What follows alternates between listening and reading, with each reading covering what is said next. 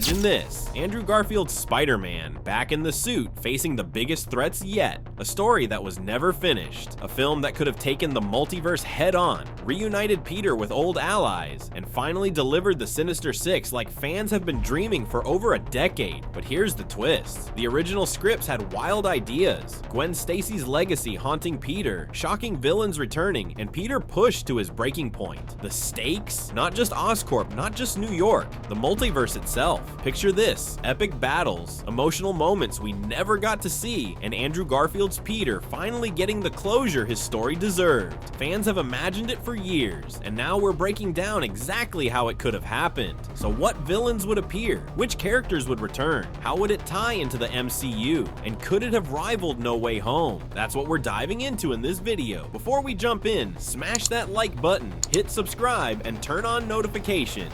You don't want to miss a single detail. You won't believe what Spider-Man fans almost got.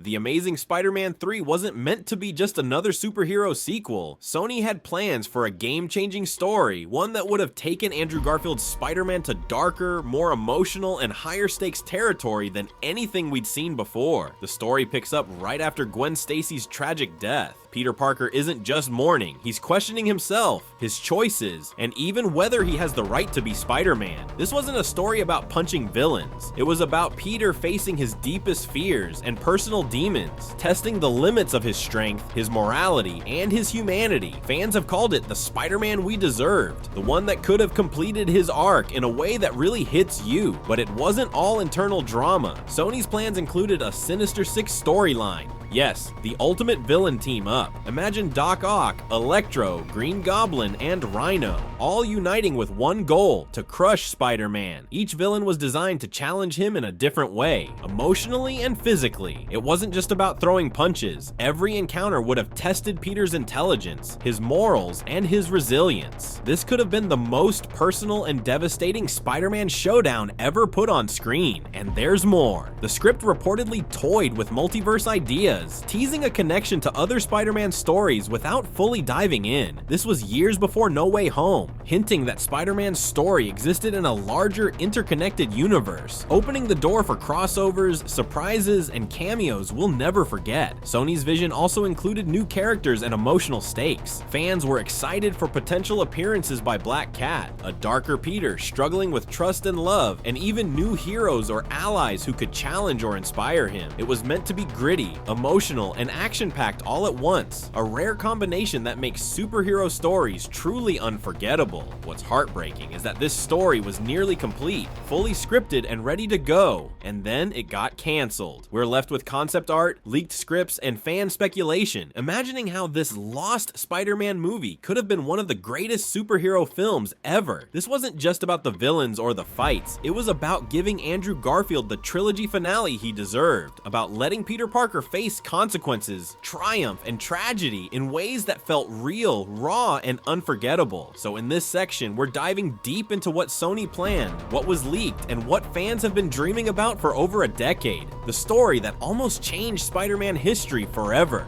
After exploring what Sony originally planned, it's time to dive into the villains that could have rewritten Spider-Man history, the Sinister Six. This wasn't just a random villain team up, this was a masterclass in chaos and personal stakes for Peter Parker. Every member of this team was chosen to test him in ways the world had never seen. Picture this, Green Goblin leading the charge, his obsession with Peter now reaching terrifying new levels. Doc Ock, brilliant, ruthless, and unpredictable, crafting plans that could have torn the city apart while hitting Peter where it hurt the most. His guilt and responsibility. Electro, unstable and charged with raw energy, threatening to bring New York to its knees. Rhino, a near indestructible powerhouse, forcing Peter into fights that pushed him to the edge physically. And Whispers of Mysterio, the ultimate manipulator, playing tricks that could have shattered Peter's mind. Sony's vision didn't stop at just assembling villains. The idea was emotional warfare. Each member of the Six wasn't only a physical threat, They were mirrors to Peter's failures and fears. Imagine Peter facing villains who weren't just out to destroy the city, but to break him emotionally. Every confrontation would have layers, action, suspense, heartbreak, and moral dilemmas. And here's the kicker. These villains were rumored to hint at cross-universe connections, teasing multiverse chaos years before No Way Home. The story could have brought together threads from previous Spider-Man films, subtly tying different worlds together while setting up future Spider-Verse possibilities. The Sinister Six wasn't just about big fights. It was about Peter Parker confronting his past, his losses, and his limits. This storyline could have redefined what a Spider-Man movie could be. High stakes, emotionally charged, and universe-shattering. Fans still imagine how epic it could have been. A Spider-Man pushed to his absolute limits, facing enemies that challenged not just his strength, but his heart.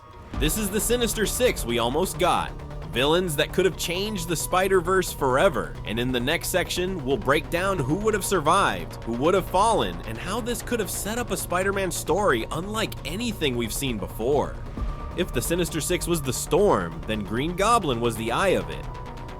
Norman Osborn's return wasn't just another villain cameo, as it was a personal nightmare for Peter Parker. Years after his initial reign of terror, Goblin wasn't just back to wreak havoc on the city, he was back to tear Peter's life apart.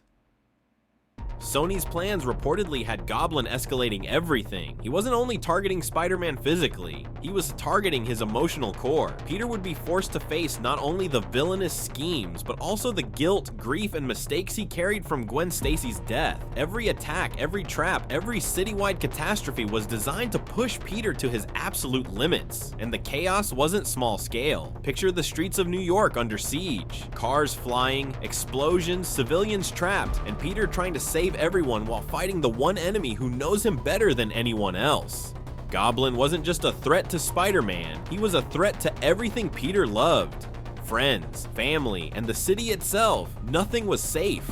But here's the twist. Sony's leaked ideas hinted at Goblin manipulating the other villains. He wasn't acting alone. As the leader of the Sinister Six, Goblin orchestrated a chain of chaos where every villain's attack hit Peter at different levels, physically, mentally, and emotionally. He wasn't just a fighter, he was a strategist, a puppet master, and the ultimate psychological adversary. This version of the Green Goblin could have changed the tone of Spider-Man movies forever. Dark, intense, and personal. Fans imagine battles that aren't just epic on screen, but heart-wrenching in story. Peter fighting for New York while battling the man who haunted his past, trying to protect everything he holds dear. The return of Green Goblin wasn't just about destruction, it was about Peter Parker facing his greatest fear and greatest enemy at once. And this chaos set the stage for an unforgettable climax with the Sinister Six, leaving fans dreaming about what could have been for over a decade.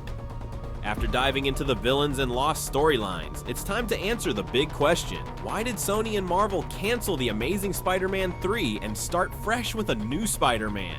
The truth starts with The Amazing Spider-Man 2. While it had flashes of brilliance, Andrew Garfield's emotional Peter, thrilling action, and Gwen Stacy's heartbreaking arc, it underperformed critically and financially. Critics called it overstuffed and ambitious to a fault, and fans felt the emotional payoff wasn't fully delivered. Sony had invested heavily in the trilogy, and the mixed results made them nervous about continuing the series. But the issues weren't just numbers on a spreadsheet. The scripts for ASM3 were reportedly dark, complex, and risky. They included Sinister Six, multiverse hints, and emotionally heavy storylines that would have challenged audiences and required a massive budget. For a summer blockbuster, that was a huge gamble. Sony wanted a sure hit, and continuing the same universe with all its baggage seemed uncertain. Enter Marvel Studios. Around this time, the MCU was exploding, and Kevin Feige saw an opportunity. By partnering with Sony, they could bring Spider-Man into the MCU, integrate him with the Avengers, and reboot the character in a way that appealed to a wider global audience. This wasn't just smart business, it was a chance to give Spider-Man a bigger stage than he ever had. Thus, a new Spider-Man was born, Tom Holland's Peter Parker. Younger, lighter, and fully embedded in the MCU, this new iteration allowed Marvel and Sony to tell stories tied to Civil War, Infinity War, and No Way Home. Meanwhile, Andrew Garfield's Peter got his emotional closure later in No Way Home, giving fans the best of both worlds without risking a costly ASM3 production. Ultimately, ASM 3 wasn't just cancelled because of one reason. It was a perfect storm of financial caution, critical concerns, and creative ambition, combined with the opportunity to reboot Spider-Man into the MCU, where he could thrive in new universe-spanning stories. Fans may never get the full ASM 3 movie, but the decision gave the Spider-Man franchise a fresh start, massive audience, and creative freedom, and allowed Garfield's Peter to live on in multiverse form, giving us the what-could-have-been moments that still excite fans today. From the lost plans of ASM 3, the emotional stakes, the Sinister Six, Green Goblin's chaos, to Doc Ock's masterful schemes, we've seen the Spider-Man movie that never was, a universe fans have dreamed about for over a decade. While the film never hit theaters, its ideas live on in fan theories, multiverse cameos, and the hearts of Spider-Man fans everywhere. Imagine what could have been. A darker, deeper, more intense trilogy that gave Andrew Garfield's Peter the ending he deserved. But the story isn't over. Spider-Man continues to evolve in the MCU, and the door is always open for surprises, crossovers, and what-if moments that could bring these lost visions to life. If you love diving into the lost world of ASM 3, smash that like button, hit subscribe, and turn on notifications, because we're breaking down all the Spider-Verse secrets, leaks, and fan theories you cannot miss. And comment below, which villain or storyline do you wish we actually got to see in ASM 3? Let's talk about it. Remember, the Spider-Verse is bigger than we think, and who knows what could appear next.